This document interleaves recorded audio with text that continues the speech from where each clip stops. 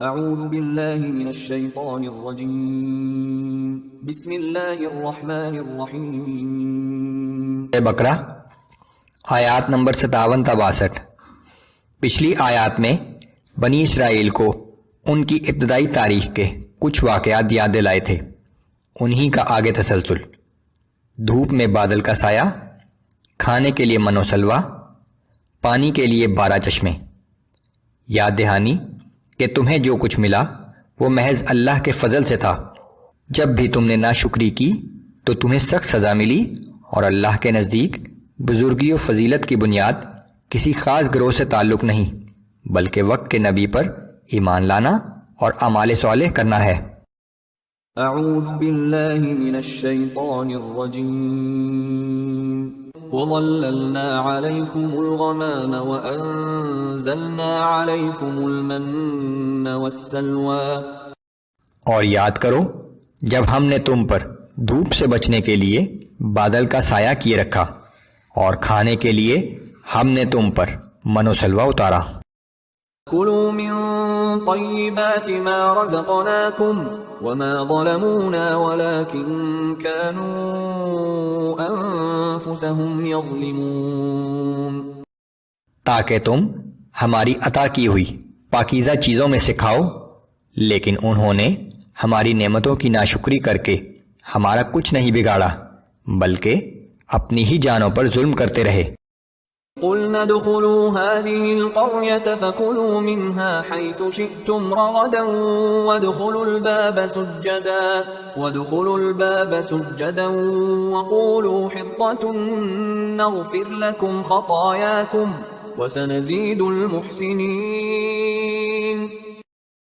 اور یاد کرو جب ہم نے حکم دیا تھا کہ اس شہر میں داخل ہو جاؤ، اور اس میں جہاں سے چاہو خوب جی بھر کے کھاؤ، لیکن دروازے میں عاجزی سے سر جھکاتے ہوئے داخل ہونا، اور زبان سے حطہ یعنی ہمیں بخش دے کہتے جانا، ہم تمہاری خطائیں معاف کر دیں گے اور نیک روش اختیار کرنے والوں کو مزید نوازیں گے۔ فَبَدَّلَ الَّذِينَ ظَلَمُوا قَوْلًا غَيْرَ الَّذِي قِيلَ لَهُمْ فَأَنزَلْنَا عَلَى الَّذِينَ ظَلَمُوا رِجْزًا مِّنَ السَّمَاءِ بِمَا كَانُوا يَفْسُقُونَ۔ پھر ان ظالموں نے اس لفظ کو جو ان سے کہا گیا تھا ایک اور کلمے سے بدل ڈالا، سو ہم نے ان ظالموں پر آسمان سے سخت آفت اتار دی، اس وجہ سے کہ وہ ہماری حکم عدولی کر رہے تھے۔ اسْتَسْقَىٰ مُوسَىٰ لِقَوْمِهِ فَقُلْنَا اضْرِب بِّعَصَاكَ الْحَجَرَ فَانفَجَرَتْ مِنْهُ 12 عَيْنًا۔ اور وہ وقت بھی یاد کرو جب موسیٰ علیہ السلام نے ہم سے اپنی قوم کے لیے پانی مانگا، تو ہم نے موسیٰ کو حکم دیا کہ اپنا عصا اس پتھر پر مارو، پھر اس پتھر سے 12 چشمے پھوٹ پڑے۔ قد علم كل أناس مشربهم كلوا واشربوا من رزق الله ولا تعثوا في الأرض مفسدين۔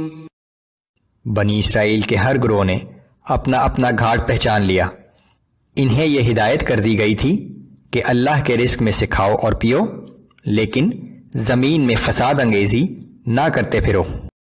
وَإِذْ قُلْتُمْ يَا مُوسَىٰ لَن نَّصْبِرَ عَلَىٰ طَعَامٍ وَاحِدٍ فَادْعُ لَنَا رَبَّكَ يُخْرِجْ لَنَا مِمَّا تُنبِتُ الْأَرْضُ مِن بَقْلِهَا وَقِثَّائِهَا وَفُومِهَا وَعَدَسِهَا وَبَصَلِهَا۔ اور جب تم نے کہا کہ اے موسیٰ ہم مستقل ایک ہی قسم کے کھانے یعنی من و سلوا پر صبر نہیں کر سکتے، پس آپ اپنے رب سے دعا کیجئے کہ وہ ہمارے لیے زمین سے اگنے والی چیزوں میں سے ساگ اور ککڑی اور گیہوں اور مسور اور پیاز پیدا فرما دے۔ قَالَ أَتَسْتَبْدِلُونَ الَّذِي هُوَ أَدْنَىٰ بِالَّذِي هُوَ خَيْرٌ۔ موسیٰ علیہ السلام نے اپنی قوم سے فرمایا کہ کیا تم ایک بہتر چیز کے بدلے ایک ادنا چیز مانگتے ہو؟ اهبطوا مصرا فإن لكم ما سألتم اگر تم یہی چاہتے ہو تو کسی بھی شہر میں جا اترو، بلا شبہ وہاں تمہیں وہ سب کچھ مل جائے گا جو تم مانگتے ہو۔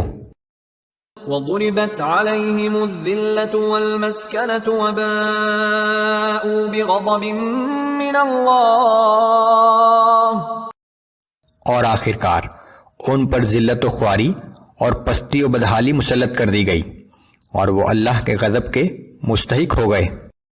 ذلك بأنهم كانوا يكفرون بآيات الله ويقتلون النبيين بغير الحق ذلك بما عصوا وكانوا يعتدون۔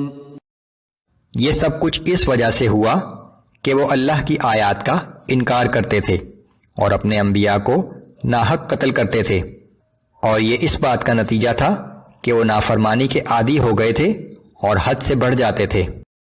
ان الذين آمنوا والذين هادوا والنصارى والصابئين من آمن بالله واليوم الآخر وعمل صالحا فلهم أجرهم عند ربهم ولا خوف عليهم ولا هم يحزنون۔